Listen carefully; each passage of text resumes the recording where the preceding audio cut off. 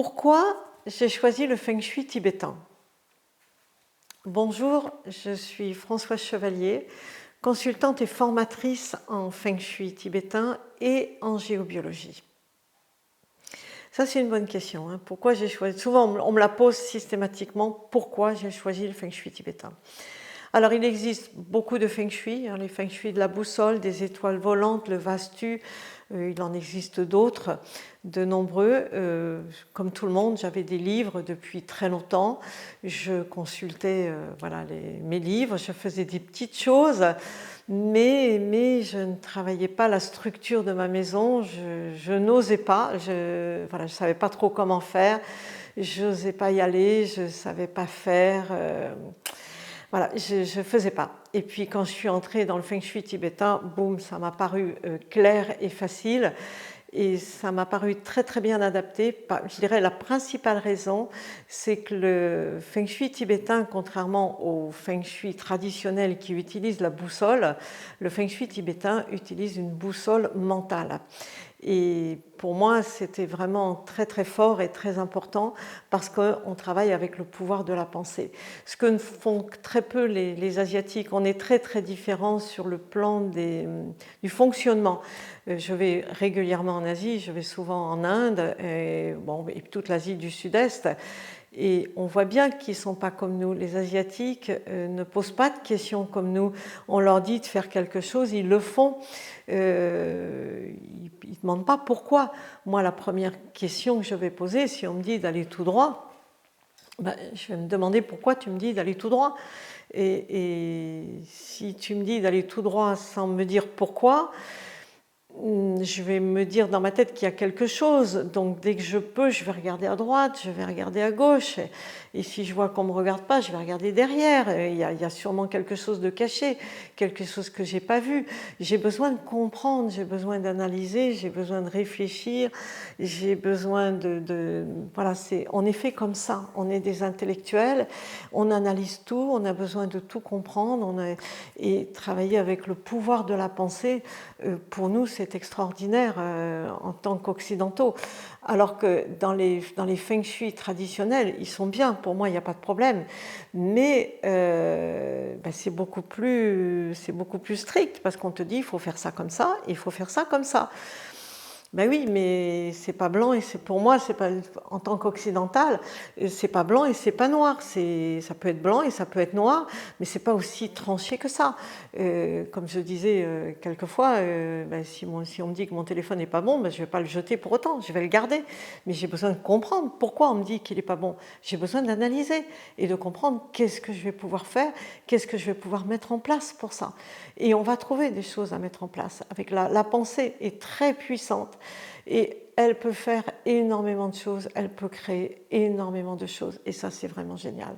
Donc c'est vraiment, c'est pour ça que je suis sur ce feng shui-là, vraiment. Parce que c'est lié vraiment à nos modes de pensée.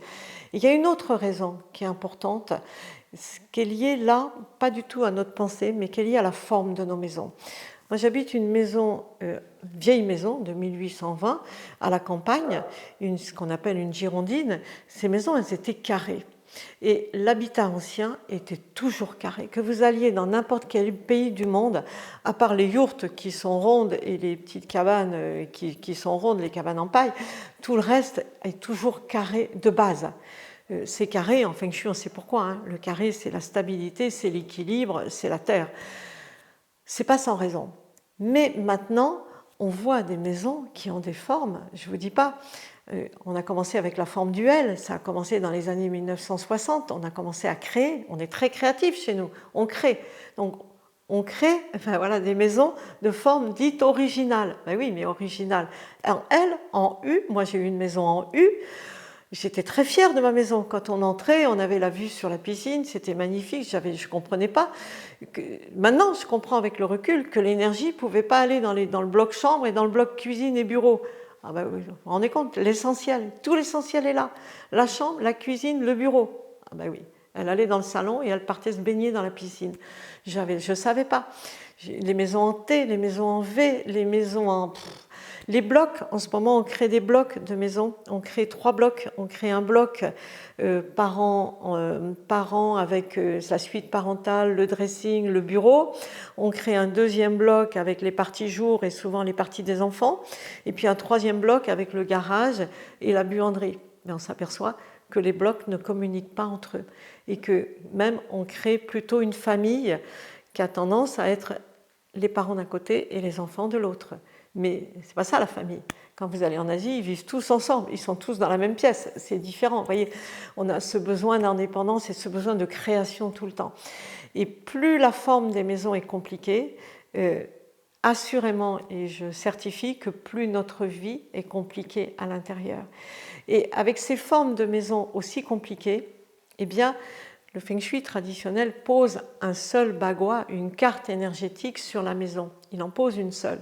Mais comment voulez-vous poser une carte énergétique avec 9 secteurs de vie sur une maison quand vous savez qu'il y aura toute une partie qui ne sera pas dedans, que ce sera probablement le secteur des relations amour ou bien mon secteur de l'abondance? Comment voulez-vous vivre sans l'amour et sans l'abondance? C'est ce que je vais me dire moi en tant que femme de l'Occident. Je me dis ben oui, mais si ça c'est à l'extérieur ou chez le voisin, comment je fais? Je n'y aurais jamais accès. Et j'ai rencontré des personnes même qui sont venues me voir sur des salons, puisque j'ai fait 10 années de salons, des salons du bien-être, en nous disant on m'a dit que ma maison était mauvaise, que ma maison n'est pas bonne, parce qu'elle a telle forme, elle est comme ci, comme ça, et je m'apprête à vendre ma maison. Eh bien non, en feng shui tibétain, on va faire autrement. On va orienter autrement, on va poser éventuellement 2 baguas ou 3 baguas s'il le faut, des cartes énergétiques sur la maison pour pouvoir activer tous les secteurs. On a une solution à chacun des problèmes. Il n'y a pas pire que ça. Même chose pour le lit. Souvent, beaucoup de personnes actuellement veulent orienter le lit selon leur chiffre quoi. En Occident, on ne connaît pas le chiffre quoi, on travaille plutôt la numérologie. En Orient, on a chacun un chiffre qui nous est dédié par rapport à notre année de naissance. Et voilà. Et il faudrait orienter son lit de telle ou telle façon. J'ai vu des choses pas possibles avec ça. J'ai eu une dame qui voulait vendre, elle se reconnaîtra si elle écoute, qui voulait vendre sa maison parce qu'elle avait lu sur Internet que si son lit n'était pas orienté selon son chiffre quoi, eh bien sa descendance allait en pâtir. Et elle avait son bébé de 6 mois dans le landau et son mari à côté, et elle était prête à vendre sa maison. Voilà. Donc on a trouvé une solution pour elle, mais vous vous rendez compte jusqu'où ça peut aller? Ça peut aller très très loin, tout simplement parce qu'on est vraiment, nous, en tant qu'occidentaux, on est dans la compréhension, on veut comprendre, on est beaucoup dans notre mode de pensée intellectuelle, mais le problème qu'on a, c'est qu'on prend tout pour argent comptant. On lit quelque chose et on en fait une vérité. Mais oui, mais il faut tout passer par l'expérience et réfléchir. Comment on peut faire? Et aller voir s'il y a d'autres solutions, d'autres façons de faire. Souvent, quelque chose dont on n'avait pas conscience il y a un quart d'heure après, ça nous prend la tête et on se dit « Ah oui, mais c'est pour ça que dans ma vie, rien ne va, c'est pour ça que tout est de travers, parce que mon lit est mal orienté, mon lit comme ci ou comme ça. » Dans la culture traditionnelle, la nôtre et dans les autres aussi, on dit souvent d'orienter le lit la tête au nord, voire à l'est.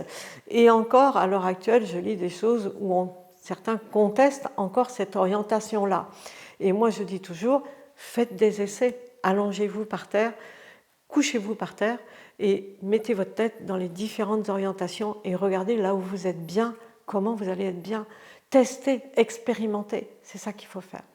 Donc je dirais, avec notre créativité, tout ce qu'on a, parce que si on est beaucoup dans la pensée, on est très très créatif, et au lieu de créer des choses compliquées, des maisons de forme compliquées, pourquoi pas, mais pas trop quand même, eh bien on va créer des choses avec notre pensée, on va créer de la déco avec notre déco, on va créer avec des objets, on va créer de façon à rééquilibrer la forme de nos maisons et à rééquilibrer voilà, tout ce qui ne va pas dans nos maisons, tout ce qui pourrait nous poser problème, avec le pouvoir de notre pensée, on va amener ce qu'il nous faut dans notre maison. C'est pour ça qu'on fait des cartes d'intention, des choses comme ça. Le pouvoir de la pensée est très puissant. Donc sachez que si on est, comme on dit entre guillemets, quelquefois on dit toujours qu'on est mental. Ok, on est mental, on est dans le mental, ok, pas de problème. Mais on est aussi très très créatif, ce que ne sont pas les orientaux. Donc créons tous la vie qu'on veut avoir avec notre pensée et nos objets, notre décoration, notre façon d'être, notre façon à nous, notre spécificité. Et puis pensons à chaque fois qu'on lit quelque chose, comment on peut l'interpréter, comment on peut aller voir, comment je peux l'aménager, l'interpréter. Je dis aussi souvent comme exemple, si vous lisez la Bible au pied de la lettre, eh bien, elle est terrifiante. Il y a des choses un peu terribles. Moi, je chante dans des chorales et quelquefois, on nous fait chanter des choses un peu terrifiantes. Des fois, je t'ai même demandé à changer les paroles. Mais oui, mais il faut prendre au deuxième degré, il faut interpréter. Et si on n'interprète pas, si on prend tout au premier degré, eh bien, notre vie devient un enfer. Donc, pensez à ça. Et si vous avez des questions, n'hésitez pas à les poser. Ça me fera un plaisir de vous répondre et d'aller voir avec vous comment, voilà, quel est votre problème, qu'est-ce qui ne va pas et comment interpréter, comment vous aider surtout.